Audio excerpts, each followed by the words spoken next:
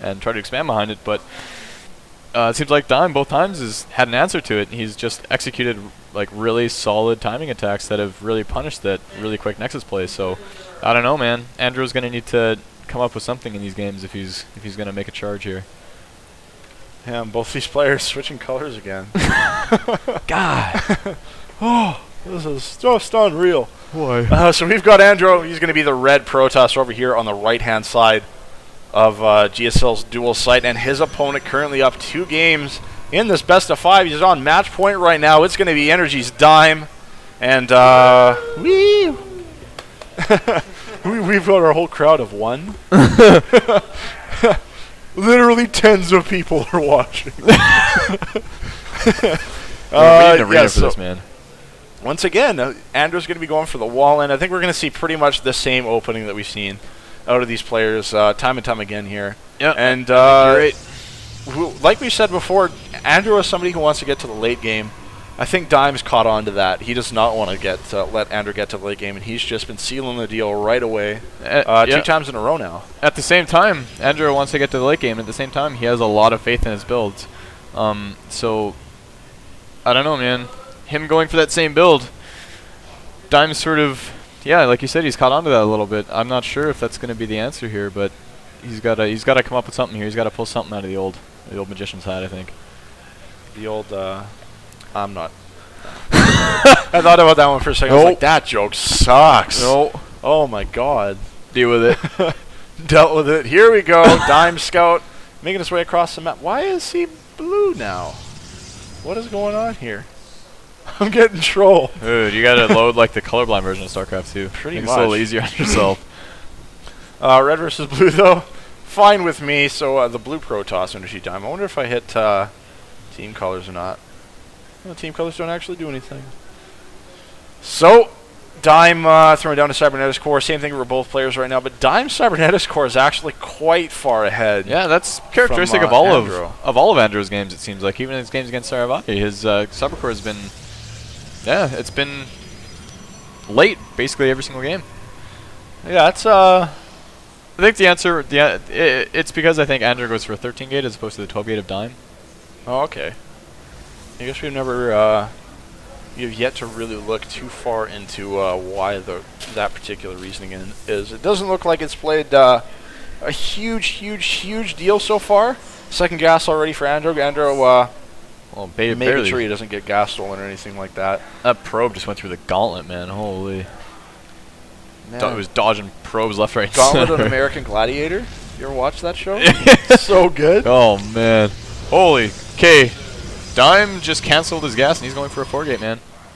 He's got the wiggle room to do it, you know. He's already up 2 games. He's on match point, and Andrew's got to win the next 3 games in a row. I think the other thing that's playing into this, if you look at Andrew's base, he normally walls in with the gateway and the core at the front.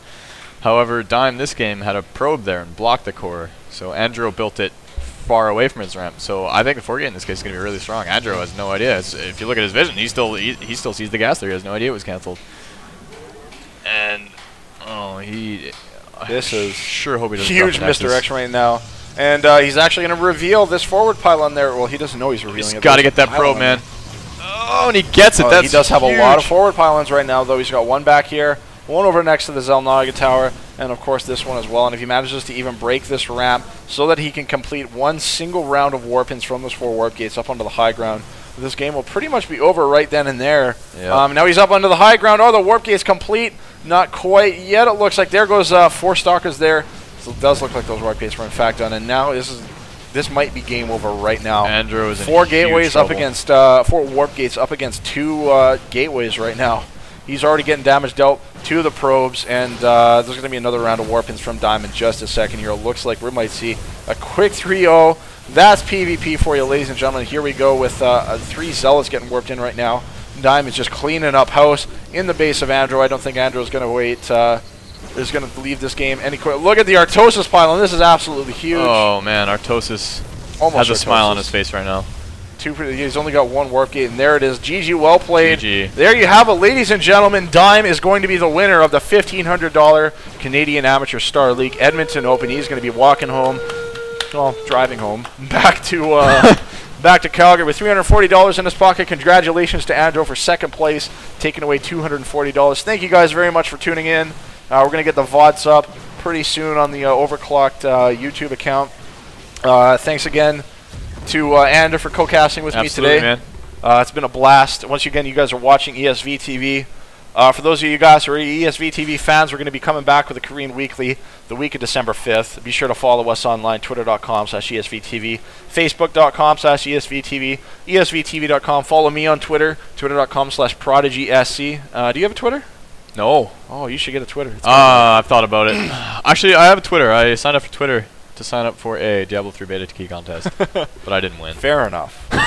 Also, be sure to follow Overclocked online, twitter.com/OKGaming, Overclocked-Gaming-Computers on Facebook, and youtube.com/OverclockedEdmonton, www.overclocked.com. If you guys are in the Edmonton area, definitely want to check that out. You can find out more about what's going on here at the venue.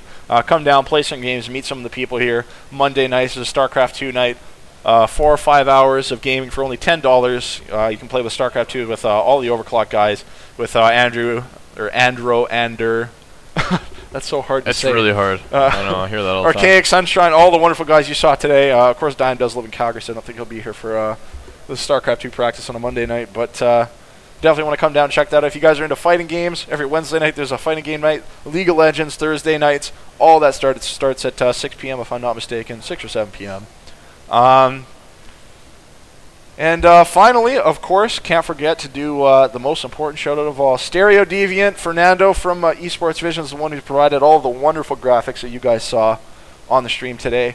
He's trying to gather enough money to rebuild a good working computer so that he can continue creating awesome graphics in a reasonable amount of time. Right now he's working on a garbage Pentium 4, Pentium 3, something like that. You can buy and support his t-shirts over at overnerd.spreadshirt.com. Definitely want to check him out. Follow him on Twitter, twitter.com/stereodeviant. You guys have probably seen some of his work on thehandsomnerd.com. I think that's about it for today. There's going to be a small recap on the overclock.com website, as well as the VOD is going up on overclock.com or on the Overclock YouTube account shortly after.